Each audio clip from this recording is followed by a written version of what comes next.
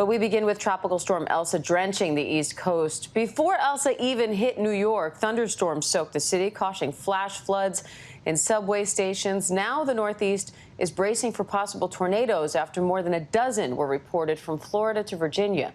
Chief Meteorologist Ginger Z has the latest. The Northeast swamped by 3 days of severe storms. And this was not yet Elsa. In New York and New Jersey, folks were waiting home from work. Training thunderstorms over the tri-state, dropping up to 5 inches of rain in just a few hours Thursday afternoon. Multiple subway stations flooded, people navigating the waist-deep water and fighting the impromptu waterfalls cascading into the stations and onto the tracks. And above ground, major highways at a standstill. Rescuers pulling people from flooded cars. Do not drive into flooded areas. We have multiple vehicles stuck. In New Jersey, a fire department capturing this video of floods gushing through the road, blocking multiple streets. Nearly 300 reports in 3 days of damaging wind, hail, and perilous flash flooding. And now it's time for Elsa. And Ginger Z joins me live now from Rockaway Beach, New York. Ginger, what are you seeing there?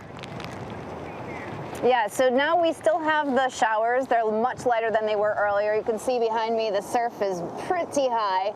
And the most impactful are these gusting winds at this moment. You can see the low-level clouds there really filtering through because Elsa is flying. I mean, at last check, it was at 31 miles per hour to the northeast. So it is sliding north. That's the only good news. Because we were so saturated, we did not need this thing to sit around and give us more rain. So here's what you can expect.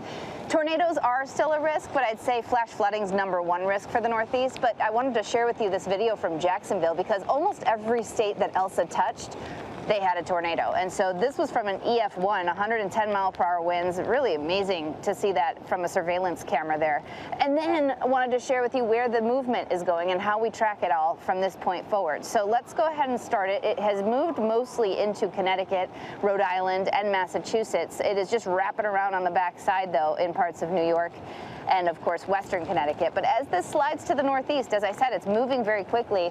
It'll go quick for your day today. So be aware if you are anywhere in New England that you're going to have a really messy lunch hour. We're going to get rid of it here late morning, early afternoon. Those tropical storm warnings will stay with us through most of today. And then by tonight, most of us are going to be rid of it. New Hampshire and Maine will still see some lingering showers into, say, dinner time.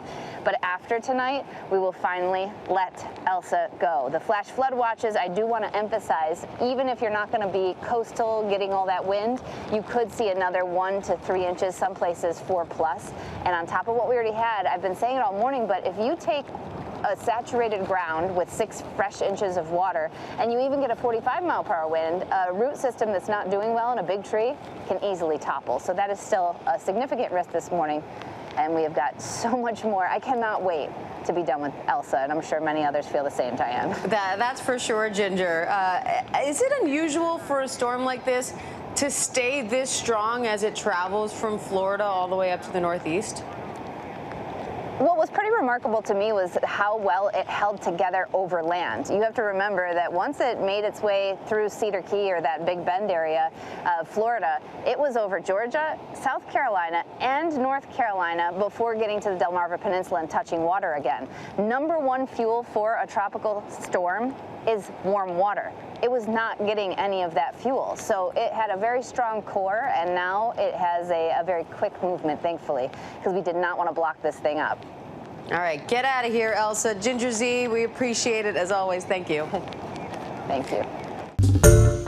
Hi, everyone. George Stephanopoulos here. Thanks for checking out the ABC News YouTube channel. If you'd like to get more videos, show highlights, and watch live event coverage, click on the right over here to subscribe to our channel. And don't forget to download the ABC News app for breaking news alerts. Thanks for watching.